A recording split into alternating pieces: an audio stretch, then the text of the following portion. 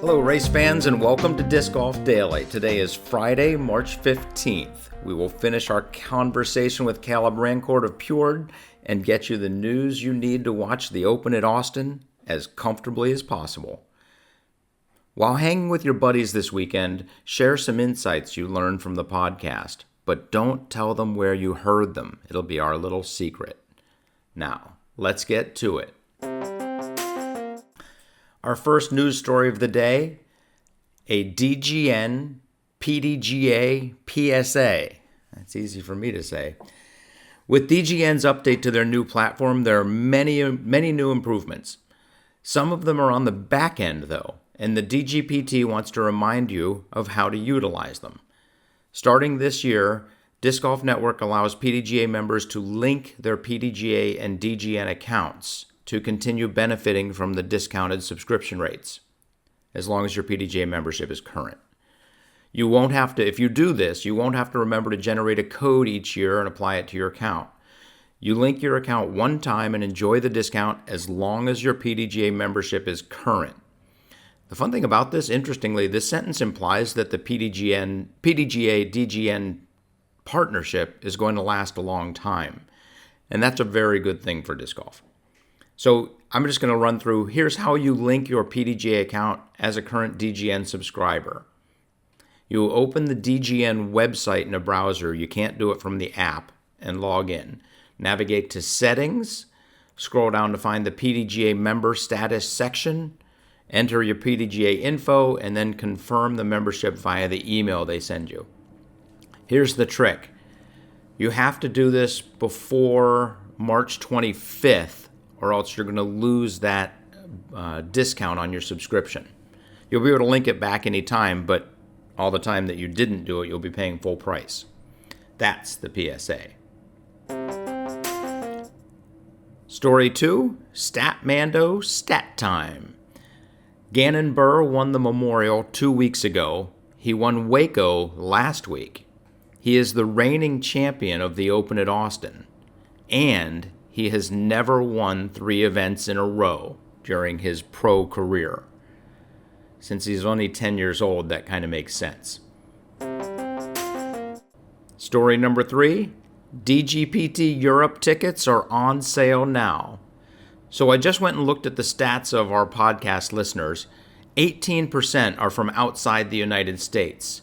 We're going to publish this podcast at 1:11 this morning, U.S. Eastern Time, so that all of the Europeans can get this kind of news as quickly as possible. Go watch the coolest named events in all of disc golf. Seriously, listen to these events. Well, the European Disc Golf Festival, that's fine. But Turku Open, Copenhagen Open, Swedish Open, and Krokal Open. If you don't go see those, you're missing something, unless you live in the United States. And then you're missing something else. Our final story of the day, this comes to us from the players' meeting. Disc golf is evolving. Before the season started, Big Germ was asked, is disc golf evolving, and what are needed to become a champion on the tour? He said these 4 things. You need an accurate 500-foot backhand that finishes any direction. You need a reliable 450-foot forehand. You need a mid-range touch to about 375. And according to Jeremy, from 50 feet, you need to be 60%. From 40 feet, 80%. And from, if you're inside the circle, 95%. Why is this evolution happening? 1 and 2, the distance requirements that Jeremy mentions are significantly more than it's ever been before. No longer can the tour play on normal courses like you and I do. They have to test the best, create excitement, and house a lot of spectators. Along with size, the players' abilities have grown, along with field size, the players' abilities have grown, making it harder to create scoring separation.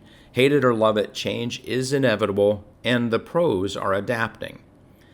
This doesn't mean every stop's going to get longer. Maple Hill, Smuggler's Notch, and the Beast are here to stay, but distance will continue to increase, and newer courses like Olympus and Northwood will find a way to challenge this increasing distance with more trees and tighter landing areas. In my opinion, and in Charlie's in the players meeting, that's the right direction for the tour to go.